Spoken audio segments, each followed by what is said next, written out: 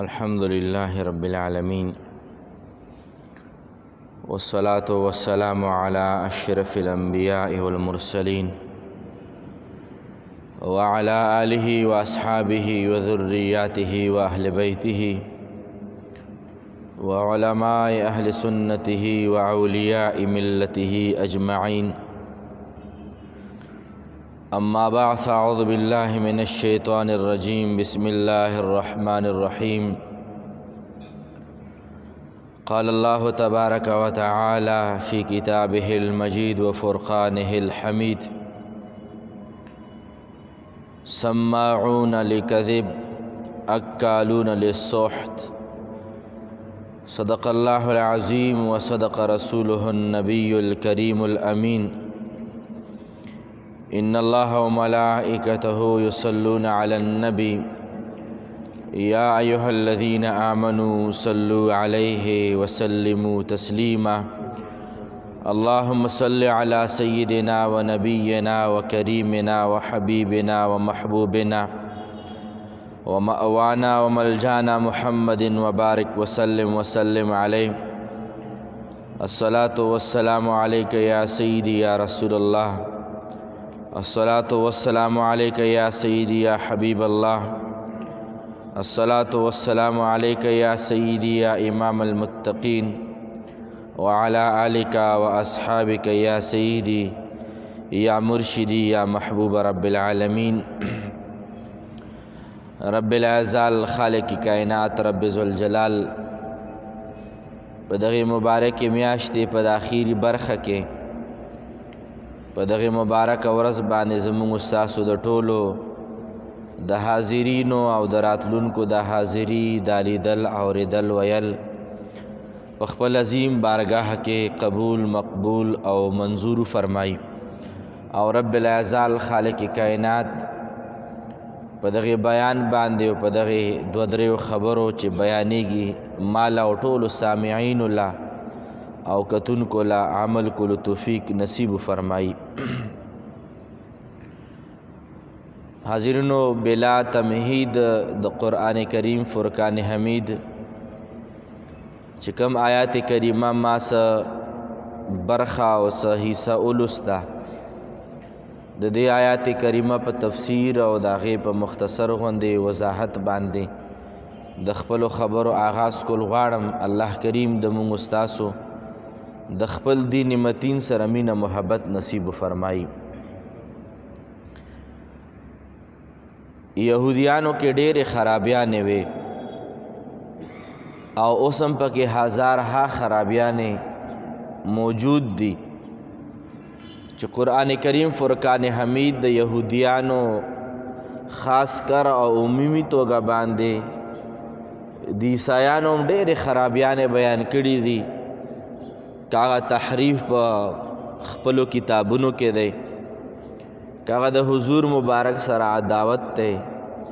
کاغه د مسلمانانو سره بغض او دشمنی ده او دارنګې ګڼ شمېر خرابیانې دي. خو لیکن کم آیات کریمه د صورت مائده آیت نمبر 44 کمه حصہ ما تلاوت کړه د یهودیانو یو خرابی رب العزال په دې آیات کریمه کې بیان فرمایي. او رب ذوالجلال ارشاد فرمایي چې سماعون لکذب. یهودیانو کې یو خرابی دا وه چې د هغوی خپلم دروغجنو او همیشه د پاره به دا کوشش و چې وایم دروغ او اورم دروغ. دا د دوی د بدو خرابیانو نه یو غټه خرابي وه. یو خرابي خو د انسان د څه مقصد د پاره دروغ ووایي، خو هغوی یهودیان دومره دروغو کې پیشقدمي کړې وه چې دروغ ویل خو اسم ظاهري څه فایده به وي، چرته په دروغو باندې 2-3 روپو ګټه راشي یا چرته انسان ګیر راګیر وي په دروغو باندې خلاص شي. خدای پاک فرمایي چې دا یهودیان دومره قبیح خلکو، دومره بدبخت خلکو چې دروغ ویل خو یې اسم خوښو چې دروغ اوریدلو بم مزه ورکوله. دروغ اوریدلو بم دوی شوقینو او به دا دروغ به ویل او دروغ به اوریدل. او لازمه خبره دا ده چې انسان د دروغجن وي نو د دروغجنو سره به معاملات وي، انسان صادق انسان وي، رښتونه انسان وي، معاملات به هم د رښتونو خلکو سره وي. نو دروغجن به خپل هم دروغ وایو چې چا سره کیني نه هغوی نه به اوري هم.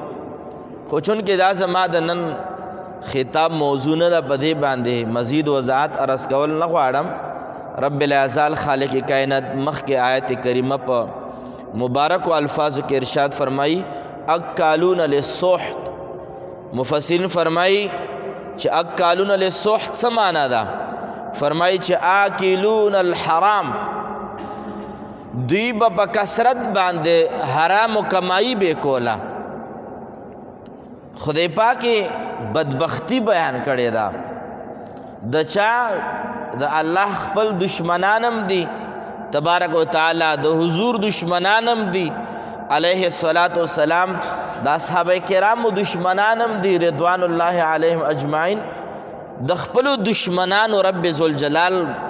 خامی بیان کړې ده چې ما او زما د حبیب او د اسلام دشمنانو کې یو خامی و خرابی پکې دا ده چې اکالون للسحت، د دوی خوښه دا ده چې دوی همیشه د پاره په کثیر تعداد کې حرام خوري وکړي، هغوی لقمه د حرام وي، هغوی خوښه دا وي چې زما لین دین د پیسو وي، که حلال دی او که حرام دی، خو چې زما د بزنس ګټه وي، ما ګټه وشي، زما کور او زما جیداد او زما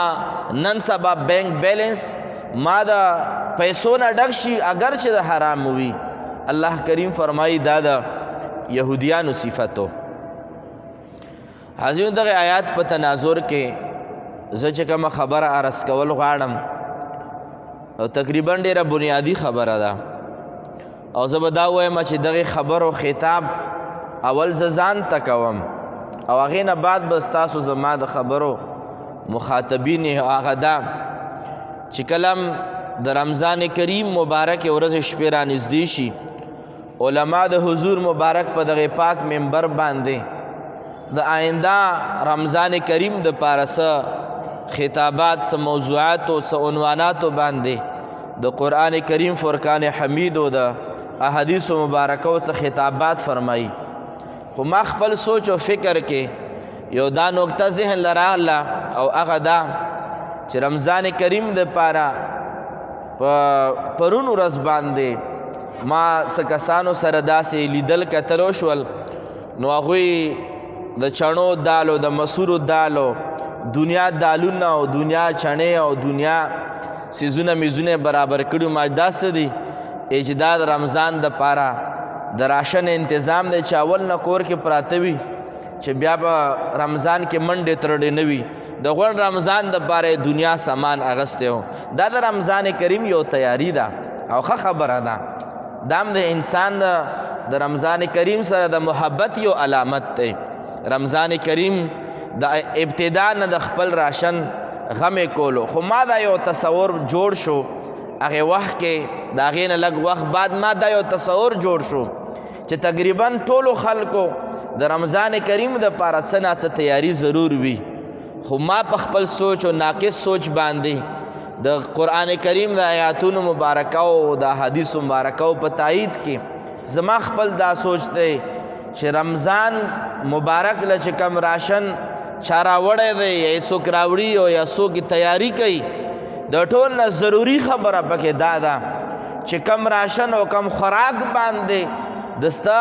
روژه نیول کیږي او په کمه کجوره باندې دستا روژه ماتولی کیږي، په کار دا ده د ټول نه اولنۍ تیاری دا ده چې دا څه کور له راوړې دا د حلالو راوړه، دا د حلالو راوړه. هسې نه چې دغه ټوله میاشت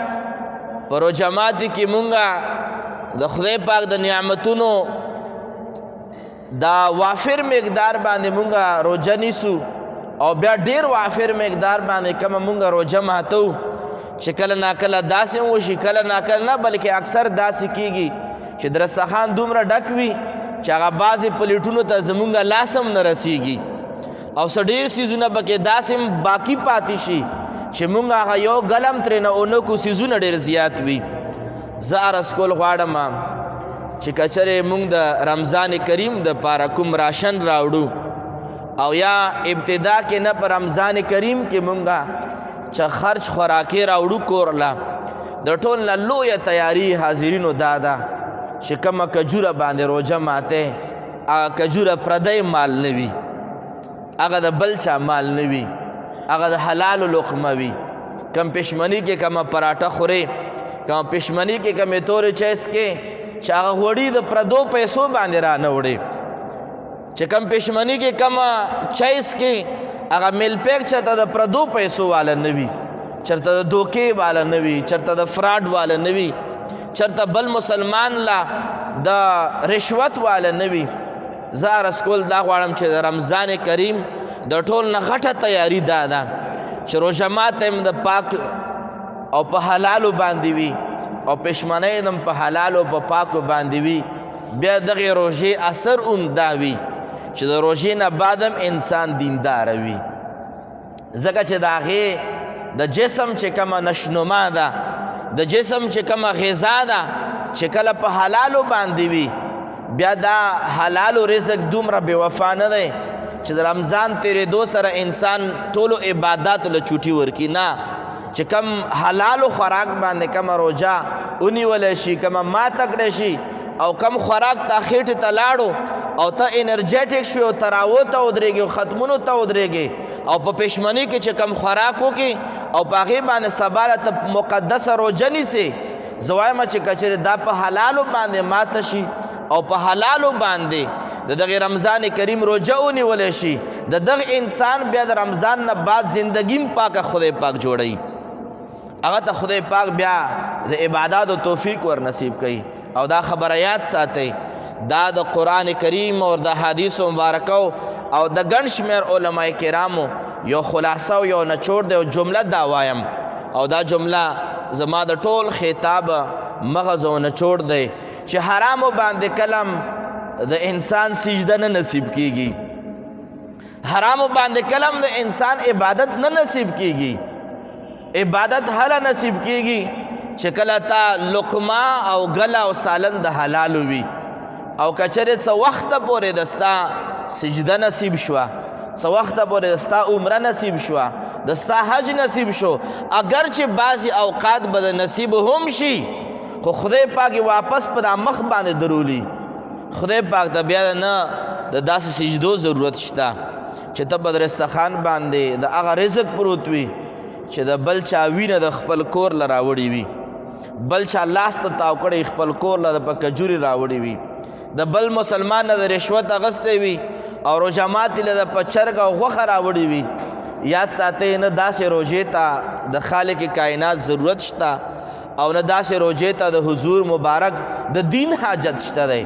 بلکې عرض مدا عرض کولو چې رمضان کریم را روان دی او رمضان کریم د ټول نه اولنۍ تیاری د بنده ناچیز په تصور او په سوچ کې دا ده چې ټول نه اولنۍ تیاری دا ده چې رمضان کریم کې حلال خوراک وکړئ، روژم په حلالو ماته کوي او روژم په حلالو مال باندې تاسو ونیسئ. او که چېرې زمونږ معاملات په دې حده پورې لکه سرور دو عالم نور مجسم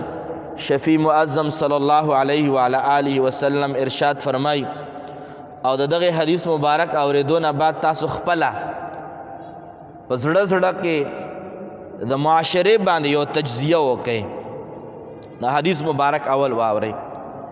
حضور مبارک ارشاد فرمای، ابن ماجه حدیث مبارک دی، د دواړو جهانو سردار محبوب کردگار احمد مجتبی محبوب کبریا جناب محمد رسول الله ټول وای صلی الله علیه وعلى آله وصحبه وسلم فرمای، من باع عیبا لم یبینه لم یزل فی مقت الله ولم تزل الملائکة تلعنه. حضور مبارک ارشاد فرمای چې یو کس دی او چا باندې سودا خرڅ کړه او په دغه سودا کې څه لږ عیب موجود و، په دغه سودا کې څه لږ نقص موجود و او که دا نقص اخیستون کی ته پته ولګي نو بیا په دې ریټ باندې ناخلی درنه او تا هغه سیز پکې پټ کو چې کچره دا تخکارا کې نو دا کم ریټ چې 5000 روپے یا دا کم ریټ چې 2000 روپے یا دا کم ریټ چې 1500 روپے توای اغیستون کې درنه 1500 باندې ناخلی بیا در سره چیړ کوي چې دې کې خدا خامیم شته دی په 500 نه په 500 باغسته خو چې دا پکې نه وای په 400 باندې راکا نو دغه خامی او دغه عیب حضور مبارک فرمایي یو کس ته او دا اغیستون کې نه دا عیب پټ کړو حضور مبارک ارشاد فرمایي چې دا انسان همیشه د پاره د خدای پاک په نافرمانه کې مبتلا شو او حضور مزید ارشاد فرمایي چې هغه انسان چې یو سودای خرڅ کړه او پاغه سودا کې کم عیب او اغیستون کې ته بیان نکړو حضور مبارک ارشاد فرمایي د اسمان ټوله فرشته په دغه انسان باندې لعنت وایي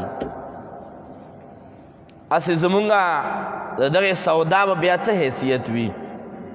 چې کما سودا تا خرڅ کړه او کم عیب تا پټ کړو 100 روپے زیات تا هغه ته پته ونه لګیدا او هغه مثال اسی مثال رسکول غواړم دا نږدې ورځو کې د مالټو سیزن تیر شو او یو کس ته هغه وایي چې د مانکی شریف چې کوم مالټي دي هغه په 200 روپے درزن دی دا عامي چې په 150 روپے دی او ما غوندې یو کس ته هغه ورالو چې مال مانکی شریف هغه خې مالټي راکا وی چې هم دادی خو هغه ګوره په 200 روپے دی مال راکې ما د څه بدل لګیږي چې د پلې مالټي چې دا څنګه وي د مانکی شریف مالټي څنګه دي اصحاب بابا رحمت الله علیه د علاقې مالټي څنګه دي د پیښور د اطراف مالټي څنګه دي ما ته خو پته نشته خو لیکن داغه په نامه باندې 50 روپے ما ته ګران راکړي خو ما ته دا ونه وی چې دا د دې ځای نه دي دا د دې ځای دي حضور مبارک فرمایي د اسمان ټول فرشته بدل باندې لعنت وایي دغه 50 روپو کې چې د الله پاک د فرشتو لعنت پروت دی دا انسان بسنګا د روژې نیولو او د روژې د ماتولو او د قبلېدو به څه تصور ساتي دغه شان د نور روزمره تاسو 1000 سیزونه ما خو یو عام مثال عرض کو 1000 سیزونه تاسو واخلئ او بعضې اوقات داسې هم وشي چې کسان درنه یو سودا اخلي او ریډې والا ولاړ دی زمونږ استاد محترم رحمت الله علیه سره همدغه شان د شوي هغه چې یو 2 کیلو مزیدار سیوان او مڼې واچوه سیوان یې واچول او لاندې ریډې لاندې چې کوم ځای وي په هغې کې د 1 کیلو د 2 کیلو د 3 کیلو شاپر یې د اول نه تیارې کړې وې چې جی به بل شاپر کې به م درله واچوم نو چې دا بل شاپر کې ورته اچولې نو هغه 2 کیلو شاپر راواستو به بل کې ورته واچولو چې کول لاړو هغه ټولې څښا وې نیمې ماتې نیمې ګوډې نیمې څښا نیمې روغې او چې کمې اچولې وې کور کې ورته وایي چې ته خو چې کلم سودا راوړې ډېره پاکه او بهترینه سودا راوړې دا نن د څنګه مڼې راوړي چا فري در کړي که څنګه چې کله خپله کولاو کې وی چې دا خو ما په خپل لاس باندې واچولې دا خو څښا نه وې خرابې نه وې لګېدلې نه وې خو لیکن هغه لاندې پرتې وې او د مزې خبره څه وه د مزې خبره دا وه چې استاد محترم رحمت الله علیه فرمایل چې د مزې خبره دا وه چې مازدیګر مونځ نه بعد مه دا سودا وکړه او دا کس ما ولیدو چې د جومات نم راووتو او زړه کې ما دا خبره وکړه چې دا به ډېره ښه سودا ورکوي همدستي د مازدیګر جمع م وکړه او ما سره یو ځای راووتو سودا مې ترې نواغسته هلته خدای پاک ته سجدې لګولې او چې بهر راووتو بې سودا داسې وه د داسې خلکو په حق باندې زمونږ حبیب کبریا جناب محمد رسول الله فرمایي صلی الله علیه وعلى آله وصحبه وسلم محبوب کریم فرمایي په داسې خلکو باندې د خدای پاک د فرشتو لعنت دی غرض مدا او حاضرینو چې د حضور مبارک د فرامینو نه او د رب العزال خالق کائنات د آیاتونو مقدسو نه مونږ ته دا معلومیږي چې مونږ لا د روژې تیاری ضرور پکار ده کیدای شي چې دام د چا تیاری وي چې خپل وس برابر نه چا باندې आवाज وکي صاحب روزه را روانه ده پیسې را سر نشته او چا غل 10 روپے او 60 روپے ما درکړې وي ا قرضه مال راکا څوک په دې باندې تیاری کوي چې ما خو فلان کی راته قرضې موجود دي او قرضې به اخلاص کم چا به څه قسمت تیاری وي رمضان کریم به چا څه تیاری وي خو ټول نه لویه تیاري دا ده چې په کمه لقمه باندې او کم رزق باندې انسان روژه نیسي او روژه ماتوي دا رزق کور له د حلالو یوسئ بیا به هغه روژې هم تاثیر کوي بیا هغه روژو برکات هم ته ووینې په دنیا کې به وینې او په آخرت کې به وینې او که چېرې تیر په تیره د معاشرې عکاسي په دې حدیث مبارک باندې وکړو سرور دو عالم صلی الله علیه و آله وسلم مبارک ارشاد فرمایي چې یو کس دی او هغه کس د چا سره سودا وکړه او خرڅونکي د دروغو قسم وخوړو د دروغو قسم یې وخوړو د دې دپاره چې هغه کس باندې سودا په اسانه باندې او په ګرانه باندې خرڅ شي اکثر سوداګر کسان چې دي او دارنګې دا چې کوم دکانداران دي قسمونه حد درجې خوري او دا یاد ساتئ حضور مبارک فرمان علی شان دی چې څوک قسمونه ډیر خوري هغه به دروغجن وي دروغجن انسان قسم خوري وجه څه ده ځکه چې په د عامه خبره باندې خو څوک اعتبار نه کوي او دا قسم ځکه خوري چې بې اعتباره دی په دا خپلې خبرې په قسم باندې معتبرې کوي ځکه حضور فرمایي چې دروغجن انسان به قسمونه ډیر خوري نو دکاندارانو یو بل والا چې ورته ورته په دې باندې راکا عمدستي درته وایي بغیر د ارادې او بغیر د سوچ نه درته وایي چې قسم دی که دا خپل قیمت هم نه دی قسم دی که دا په دې قیمت باندې راغلی وي نو په دې قیمت خو هسې هم نه وي راغلی یا لږ مخکې راغلی وي یا لږ وروستو راغلی وي زړه کې وایي چې زه خو رښتیا وایم حضور مبارک سے ارشاد فرمایي چا چې د دروغو قسم وخوړو حضور فرمایي فقد اوجب الله له النار په هغه انسان باندې الله اور د جهنم واجب کړی دی چې کم انسان په خرید و فروخت کې د دروغو قسمونه خوري حضور مبارک فرمایي په دغه انسان باندې اور د جهنم واجب دی او مزید الفاظ چې د دواړو یو معنا ده خو حضور مبارک تاکید دپاره فرمایي امتیانو ته تنبیه ورکول غواړي حضور مبارک ارشاد فرمایي وحرم علیه الجنه حضور فرمایي جهنم په واجب دی او جنت په حرام دی نو چې چا باندې جهنم واجب شي آلریډي لازمه ده چې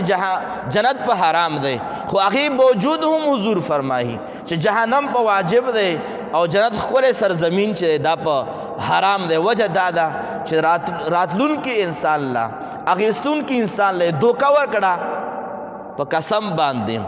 او قسم یې ورته په چا باندې وخوړو په هغې رب باندې ورته وخوړو چې دغه مسلمان بنده د خپل رب په نامه باندې ادبار وکړو او ده وله بې ادباري ورکړه دوکه یې وله ورکړه د خپل رب په نامه باندې نو چې هغه سودا او هغه څیزونه چې زما او ستا همدغه کجورې مثال عرض کول غواړم څوک کجورې خرڅوي په ریډه کې یا په دوکان کې او په همدغو کجورو کې چاله دوکه ورکړه چې دا د سعودي نه راغلي دي او وی د هغه ګرمو علاقو د ما سره چې کم میډیا ټیم مشر دی هغه هم دغه ګرمو علاقو دی نو د شرکي صاحب د علاقو والا کجورې راوړې او هغه کجورې وایي چې دا پیکنګ یې وله وکړو چې دا د سعودي عرب دی نو چې کله یو کس دی هغه له یې ورکړې په ګران قیمت باندې او بیا همدغه کجورې خپل کور لم راوړې هسې په کمه خوله باندې د خدای پاک دغه پاکه روژه ماتوي هسې په کمو سترګو باندې به دی درستخان باندې کینی چې دغه پاکستان کجورې او د ګرمو علاقو کجورې د سعودي عرب په نامه باندې خرڅ کړي او ګرانې خرڅ کړي دا کس چا ته ناست دی د چا نه سوال کوي چې خدایا په رزق کې مې برکت واچوي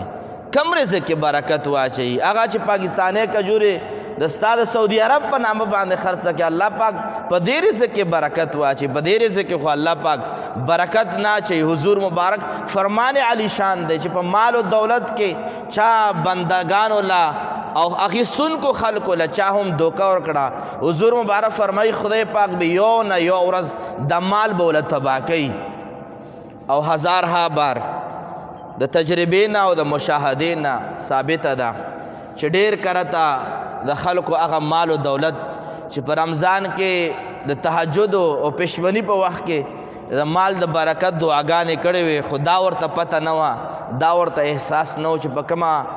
کمرو مال باندې په کمو کجورو باندې او یا بل یو کس دی هغه بل سیس کې دوکه وکړه او په مغو پیسو باندې کجورې واغستې او کور له یوړې او دعا چې خدای پاک ما په مال او په دولت کې زما په رزق په بچو په اولاد کې برکت واچي او اذان وشي چې الله اکبر او هغه کجوره راوچته کی چې په کمو پیسو باندې بل مسلمان له خرید او فروخت کې دوکه ورکړې وه آیا دغه روجې قیمت او دغه روجې حیثیت به د خدای پاک په دربار کې سوي د دې د وجې نه حاضرینو حضور مبارک څومره تعلیمات مونږه او د حضور مبارک څومره احادیث مونږه په کتابونو کې په نظر باندې راولو او په دغه خطاب کې د یو حصہ د حضور مبارک احادیث مبارکه جوړه کو مونږ په دې نتیجه باندې رسیږو چې حضور مبارک هغه روجې ته هیڅ حیثیت نه ورکوي هغه روجه خو پرېږده چې هر یو عبادت چې په خېټه کې حرام پراته وي خدای پاک د دا سجدې قبولې نه دي خېټه کې چې حرام پراته وي خدای پاک دا هغه تلاوتونه قبول نه دي چې مونږه رمضان په اخر کې وایو چې په رمضان کې ما اووه ختمونه وکړل رمضان کې ما 3 ختمونه وکړل رمضان کې ما 2 ختمونه په تراوو کې وکړل او 3 ختمونه ما ځان له داسې وکړل خدای پاک دا هغه ختمونه قابل قبول نه دي ځکه چې ستا بدن او ستا غذا چې دا د حرامو ده او حضور مبارک واضحه د رب لا یزال خالق کائنات فرمان علی شان بندگانو د خدا ته دا عام کړی د فرمان علی شان دا دی حضور مبارک ارشاد فرمای یو کس دی او هغه د خدای پاک نه سوال کوي ببر سره دی په بدن باندې گرد و غبار دی او دا د خدای پاک نه سوال کوي چې رب کریمه مال داو کې او مال داو کې او مال داو کې حضور فرمای چې رب فرمای چې دغه بنده دعا به زه څه قبوله کړم اگر چې ببر سره دی اگر چې ښکاری درویش ښکاری ګیر او په سر باندې خاورې پکې ښکاری او دارنګې د سفر گرد غبار په بدن باندې پروت دی حضور فرمایي چې رب فرمایي دغه سوال زه څنګه قبول کم زه دغه دعا څنګه قبوله کم حضور فرمایي چې غذی بالحرام دغه ټوله غذا ورته د حرامو میلاو ده ومشربه بالحرام او د چې کم سکاک کړی کم شربت اسکلی دی هغه د حرامو دی او دارنګ چې دته کمې کپړې و ملبسه بالحرام او د لباس هم د حرامو دی خوراک د حرامو لباس د حرامو سکاک و شربت د حرامو رب فرمایي د دغه بنده دعا به اینا یستجاب له د دغه انسان دعا به څنګه قبلیږي چې الف نه یا پورې ټول د حرامو نه ډک دی غرض مده حاضرینو چې رمضان کریم مونږ باندې را روان دی د دې تیاری په هر مسلمان باندې فرض ده او تیاری کې 200 قسمه سیزونه راځي چې مونږ څه تیاریانې کوو مونږ په کمو طریقو باندې خپل رمضان کریم لا یو پلانینګ تیارو یو ترتیب ولا برابرو یو منصوبه ولا تیارو چې داسې او دا براوړو دا بکو خو دغه ټولو خبرو نه وړاندې زه دغه آخر کې دا گزارش عرض کول غواړم چې کومه سودا کور لوړی یا کومه سودا کور له اخلئ دا په حلالو باندې واخلئ په حلالو پیسو باندې واخلئ چې خدای پاک مو پشمنیم قبول کی خدای پاک مو روجماتم قبول کی خدای پاک مو تراویم قبول کی خدای پاک مو تلاوتم قبول کی خدای پاک مو ذکر اسکارم قبول کی خدای پاک مو استغفار او درود پاکم قبول کی او دا قبولیت واحد بنیاد چه دی او اساس د قبولیت چې د تمام اعمالو دا په اکل حلال باندې دی په حلالو باندې دی روجمات په حلالو او پشمنه په حلالو دا ګارنټي ورکوي د دې خبرې چې د ستا کل عبادات په بارگاه الهی کې د ته به شرف قبولیت نصیب کیږي الله تبارک وتعالی په بارگاه کې په دغه مقدس ورځ مقدس وخت باندې دغه دعا ده چې رب کریمه مونږ د روپۍ د حرامو نه وساتې د روپۍ د حرامو نه وساتې خدای پاک د مونږ ستاسو عقل حلال نصیب کړي د عقل حرام نه د مونږ ستاسو په حفظ و امان کې وساتي واخر دعوانا ان الحمد لله رب العالمین رب کریمه زمونږ دغه ټول خطاب د لیدل اوریدل دغه ویل په دې باندې عمل کولو توفیق زمونږ نصیب فرمای رب کریم مونږ د عقل حلال نصیب کې د عقل حرامو نه مساتې رب کریم د لقمه د حلال هم نصیب کې د لقمه د حرامو نه مساتې خدای که حرام مو کړی وي خدای توبې توفیق زمونږ نصیب کې خدای مزید په ژوند او زندګۍ کې مونږ قناعت نصیب کې مونږ رب ذوالجلال په خپل نعمتونو باندې صبر نصیب کې سچې د ستا طرف نه دي که تنګي ده او که فراخي ده خدای د ستا طرف نه ده خدای مونږ له د عقل حلال فراخي نصیب کې د حرامو نه وساتې د تنګ دستۍ نه وساتې نږدې او د لرې نه ډېرو خلکو دعاګانې غوښتې دي رب کریمه ته قبلونکی بادشاه یې ته مهربانه بادشاه یې ته رحمان و رحیم بادشاه یې زمونږ د ټولو دعاګانې قبول و مقبول فرمای سو بیماران دي کل مسلمانانو امت مسلمه ولا کورونو کې دي زمونږ ستاسو اسپتالونو کې دي حاضرین دي غایبین دي خدای با ټولو لا شفا کامله عجله ور نصیب کې څوک قرضداري قرضونو نه اخلاص کې څوک بې کوره دي کورونه ولا ورکې څوک بې اولاد دي صالح اولاد ولا ورکې رب کریمه څوک بې سکونه دي سکون ولا ورکې رب کریمه څوک په کم تکلیف کې او ستونزه کې مبتلا دي رفع کوونکی ته کاشف الغموم رب کریمه ته زمونږ ټول غمونه دردونه تکالیف ختم فرمای د دنیا او د آخرت خوشحالانه زمونږ نصیب فرمای او مشرانو دا دعا مونږ ته پرېښودی دا دعا ډېره کوئ چې رب کریمه د خپل شان مطابق مونږ سره معامله وفرمای رب کریمه د ستا لوی شان دی د ستا لوی عظمت دی د خپل عظمتونو په خاطر د خپل شان په خاطر باندې مونږ سره د خپل شان مطابق په دنیا او آخرت کې خپله معامله وفرمای وآخر دعوانا ان الحمد لله رب العالمين اللهم صل على سيدنا محمد بعدد كل ما